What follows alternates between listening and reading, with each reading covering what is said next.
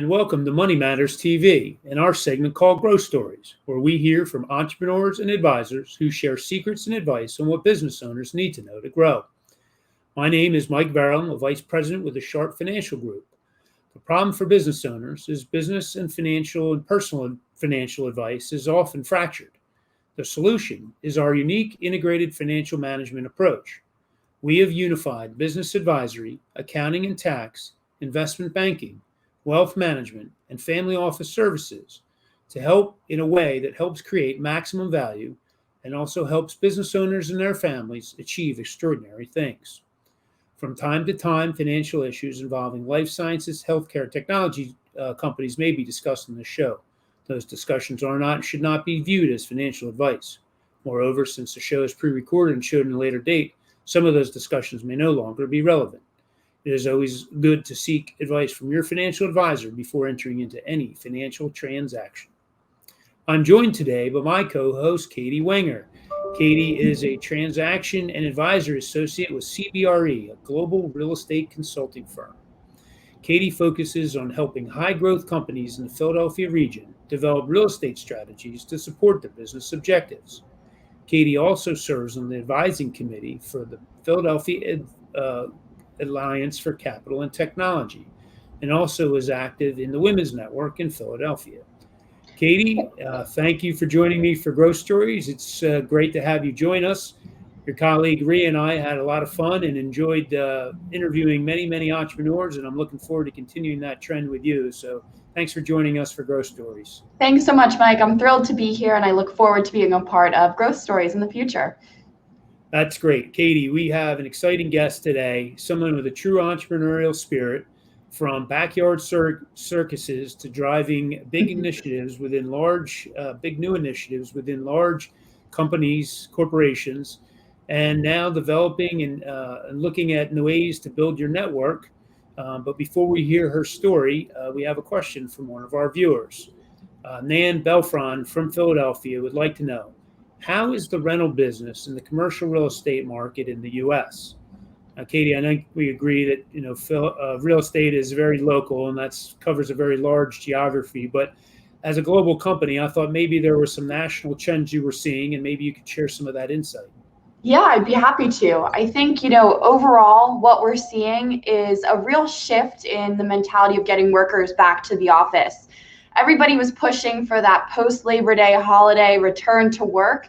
And because of the Delta variant, that's stalled and really delayed a lot of those plans. So because of this, it's continuing to create that uncertainty in truly every market, where we're seeing companies really take that wait and see approach if they're larger and really kind of wait to see how everything shakes out. On the flip side, we're seeing a lot of smaller, more private companies who have kind of more control of their employee base to be able to get their employees back into the office a little bit quicker.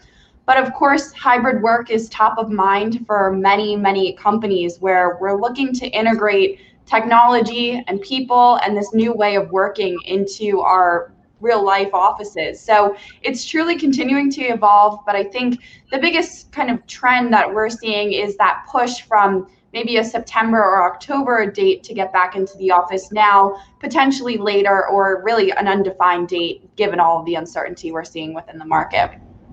Gotcha. So that probably puts rental rates a little bit in flux right now.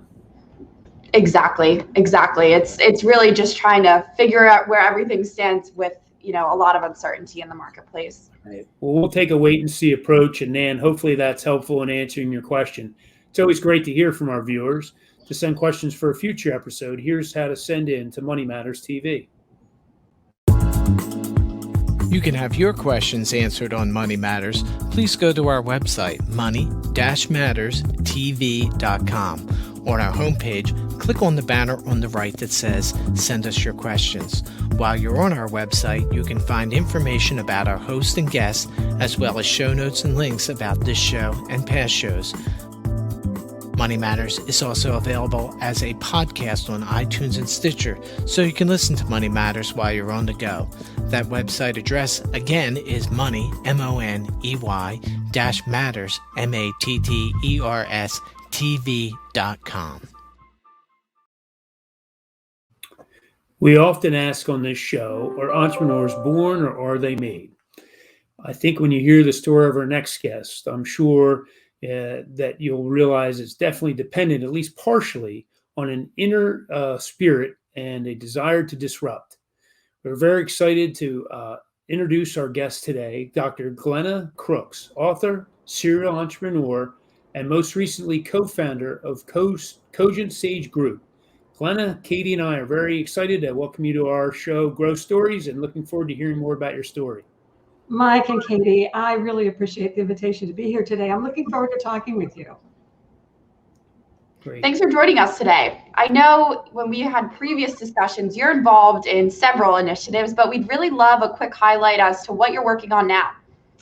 Yeah, well, after many decades working in vaccines, I sort of retired from that until COVID befell us all. I've come out of my vaccine retirement, and I have been helping to co-produce a series of webinars, materials, and other things for people who are business, nonprofit, and corporate leaders to help them address the issues of hesitancy and improve the immunization rates we need to help keep people healthy and our economy really back humming.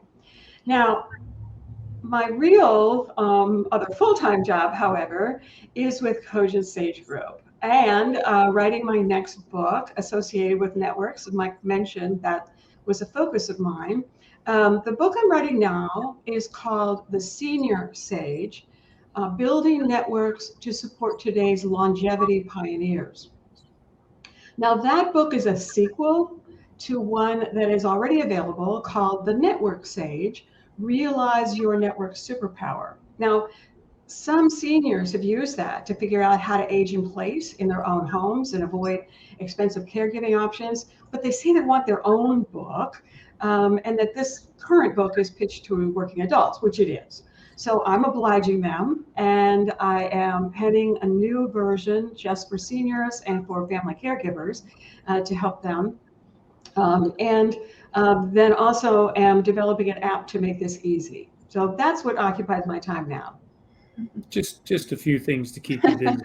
Well, that's exciting. I know there's such a focus on longevity and allowing seniors to age in place and staying in the home environment. So that's great. That's fantastic that you're part of helping develop that solution. One thing we like to do on the show is kind of look into the background, right? Try to personalize your journey a little bit and try to understand, like I said earlier, are entrepreneurs made or early born? Try to understand some traits of your childhood and kind of upbringing to see, if some of those lent to your entrepreneurial spirit. Maybe they helped foster it. Maybe they helped you realize that that was the path that you wanted to take. So can you give us a sense I know you grew up in the Midwest. Can you give us a sense of that, what it was like growing up, and give us a little insight into your childhood? Yeah, I'll be glad to. I grew up in Indiana in the very far northwestern part of the state. Now, that is a very urban, very industrialized town. My town essentially sat between Chicago on one side and Gary on the other. Just a bit of sort of color commentary. The Jackson family, who you may recall came from Gary, Indiana, used to play at my high school sock hops. Now, that was long before Michael was born. So that's my as close as I get to knowing famous people who are musicians. So, but eventually my education took me to Bloomington, Indiana, which is a lot farther south. And from there on to further parts of the southern Indiana area that were really quite rural and in so many ways quite underserved in education, which is what I was working in. I can't tell you that I ever actually chose to be entrepreneurial. That wasn't a decision I think I consciously made. It just kind of happened. You mentioned the circus story. Well, I'm a boomer. There were 50 kids on my block.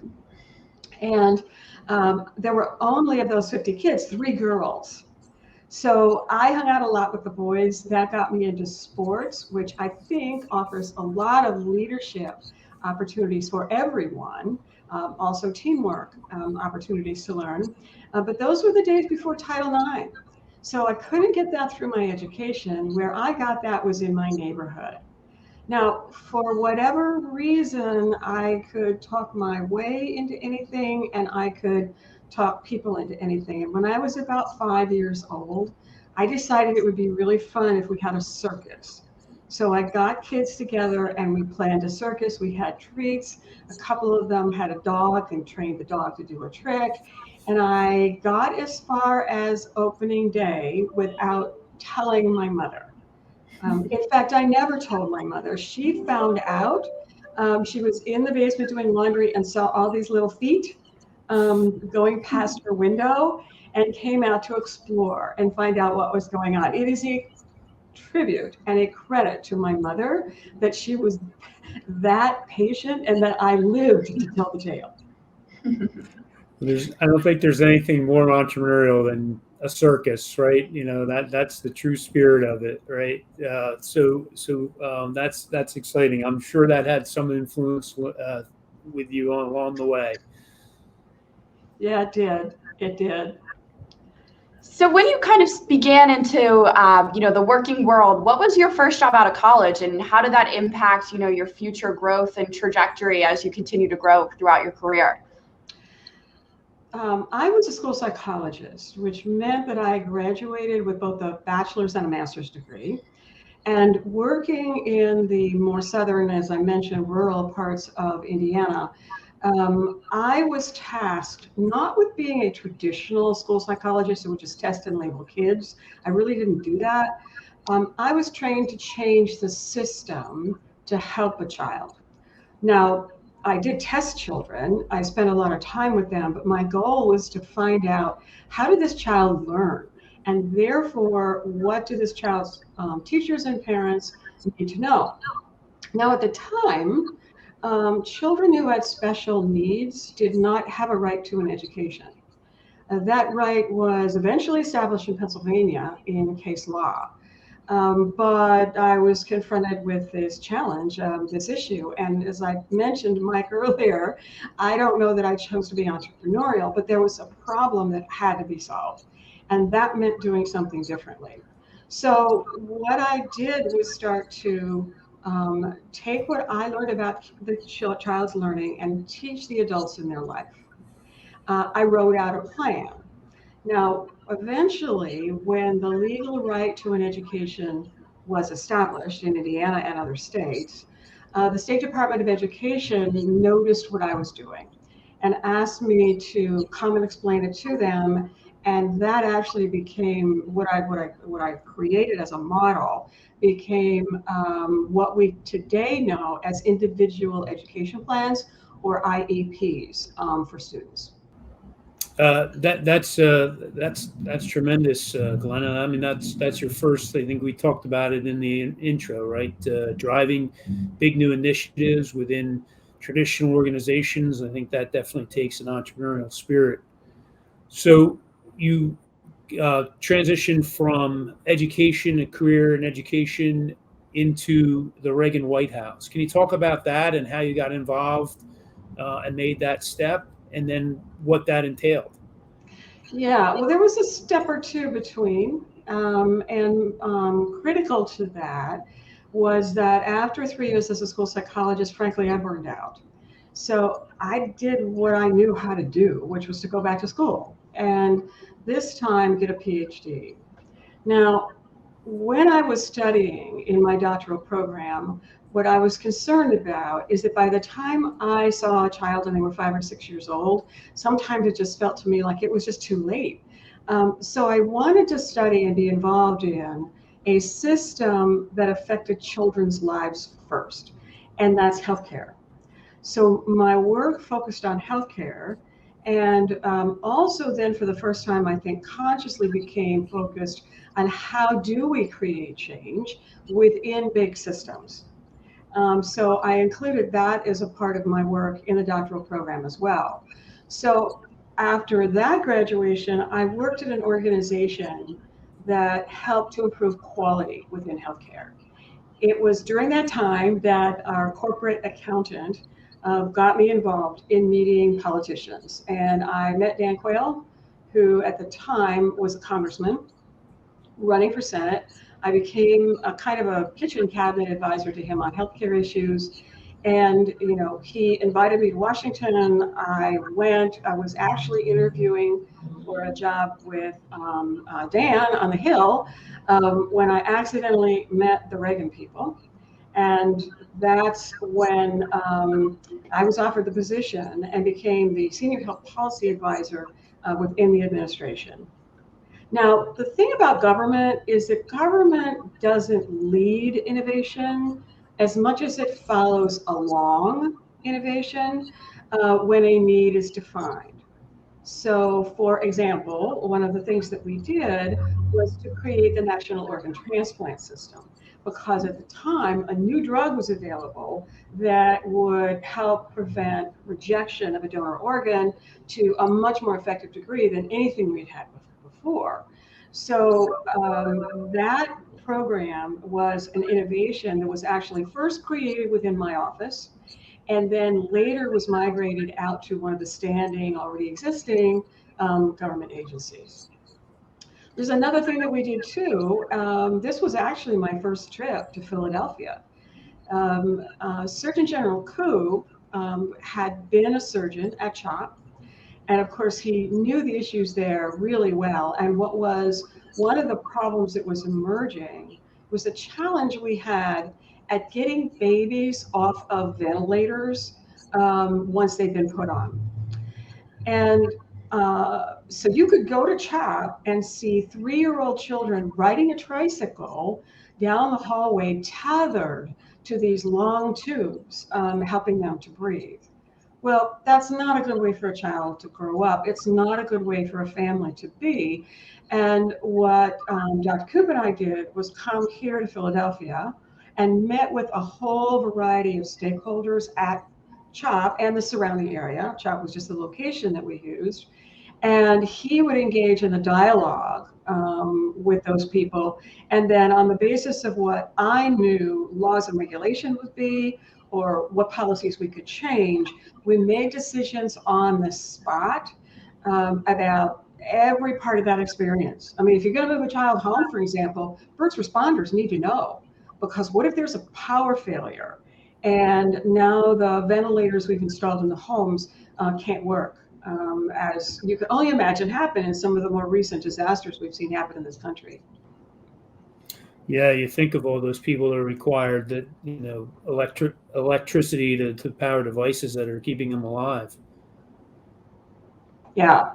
And that's only, if you will, the tip of the iceberg in terms of understanding what a disease condition does to a person's life and the family's life, and therefore the services that we should be thinking about and wrapping around that, so that they have the support from the healthcare system, but also from their community, or in my new terms, from their networks. Correct. Yeah. I mean, you think of the mental anguish, right, that folks have with the physical ailments and dealing with that. I mean, I think there's more of a recognition on dealing with the mental and behavioral side of treating those diseases than there ever has been in the past, but still obviously needs to continue to improve. Yeah, for sure. But and one of doing projects like that was one of the really gratifying parts about being in the administration. I mean, we did a lot of work on rare diseases and what are called orphan drugs, because there are few of them for people who have rare diseases. And then also, that was the HIV era. The first meeting of government agency heads in healthcare that I went to was the first time that Bill Foege came up from CDC and said, "We don't understand why, but 7 otherwise healthy young men have died in San Francisco." So that was the start of HIV. And then I was also in that same meeting about 18 months later, when Bill came back from CDC, did not say a word, but put up a contact tracing diagram that allowed us to see that there was a transmissible agent in the blood supply. The terror that just descended in the room was palpable. And that set us off doing a whole lot of other things that we needed to get accomplished. Wow, that's incredible to be at the onset of that devastating disease. So looking at that amazing experience you had in, the public and governmental sector, how did that really lead into your position at Merck, where you were able to disrupt really such a large organization? Could you talk a little bit more about that? Yeah, Merck was probably the easiest company to disrupt because they asked for it. Roy Vagelos was the chairman when I was hired. When I met with him, he said, I'm not exactly sure what it is you do, but I know it's important. So do it and let me know if there's anything that I can do to help. Now, those were the real golden years of Merck. We were the most admired corporation in America for 7 years running. I recruited at Wharton for Merck, and my goodness, the best of the talent you could ever hope for wanted to work for the company. So people were on the lookout for ways to do it differently, and that led to two things. First of all, I was hired to start first their domestic policy group, and then to expand that and to make it global. It was in the context of that I was tapped by Roy once again to serve on a strategic planning committee. You see, Merck had some vaccines in their product line, but really considered it to be a sort of a sideline. It was a public service, but not paying enough attention to it caused some problems. We made a couple of really bad decisions, and our marketplace reacted with tremendous hostility, and especially Congress. So it earned us a really nasty hearing. And it was after that that Roy questioned whether we should even be in the business. So he called a group of us together and said, figure this out. Now, we couldn't figure out who to sell it to, and we couldn't, which would have been a prerequisite for getting rid of it. And we couldn't figure out how to tell Wall Street that the great and mighty Merck, a most admired corporation, had failed on something. So we took a really hard look at the field, the market, the future, and decided that the most important thing for us to do was to buckle up, create a dedicated division, form alliances with other partners, both in the US and around the world, create combination vaccines so we didn't have to inject some child so many times, and develop new vaccines to solve the problems we've got in global health. That turned out to be very successful. It was disruptive. We created a new division. We took it from a global group with about 400 million in legacy sales to about over $1 billion within a couple of years. We would have had more sales, but we kept selling it faster than they could make it. And now, Merck is a player that is firmly ensconced in vaccines. Now, my government background really helped because I understood all of government's policies, procedures, regulations, laws, interests with regard to public health, how vaccine recommendations were made and then implemented, and that could help inform our decision. So a lot of that big company governmental experience, you mentioned, the direct reports you had in those environments and how, it was a few people that really helped kind of keep you up and keep you going and allowed you to do what you did. But that was the initial spark for kind of what you're working on today. Can you talk about that transition and kind of how you developed your idea of developing this network to really help people through their professional and personal lives? Yeah, I'd be glad to. So in my work on the network stage, what I did was ethnographic research, literally with hundreds of people, looking at all of the support, or maybe lack of it, that they had in their lives. Altogether, I have identified 8 different networks that we are in as working adults, 5 that we were born into and 3 that we mature into. When I first started working on this and I made a list of all the people in my own networks as this was in development, there were like 157. And my first thought was, am I high maintenance or what?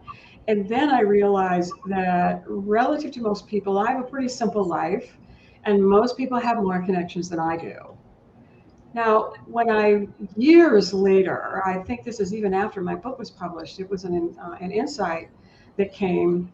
When I was in government, I was the number 2 person in a 47,000 person organization. I had 3 direct reports. That's 1 deputy and 2 secretaries, right? When I was at Merck and talking the vaccine business, telling you as I just did what we accomplished, I only had 4 direct reports, although in total, I had 150 people in my group.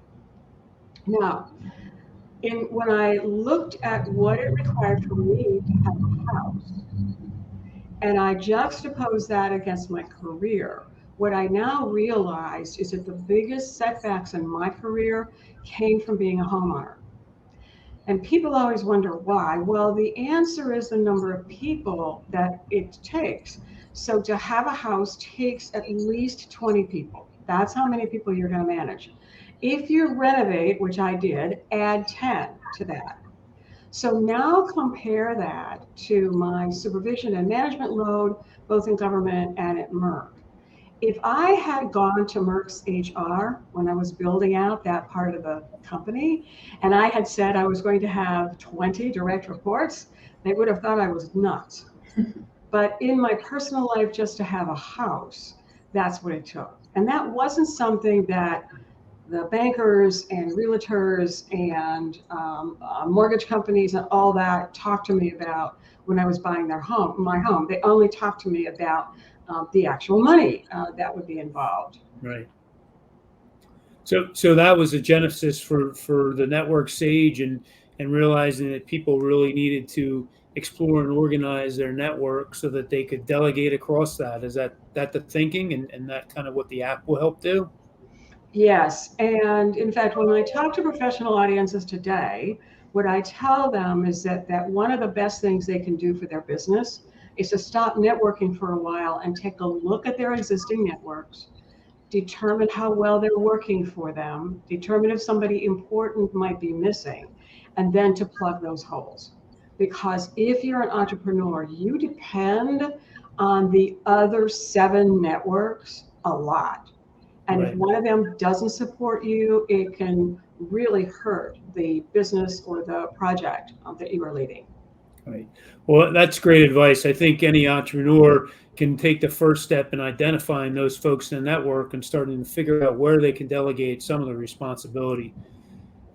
Dr. Crooks, this has been fantastic. We've really enjoyed it. The time has flown as it usually does. And Katie, thanks again for joining me. Looking forward to doing more shows with you.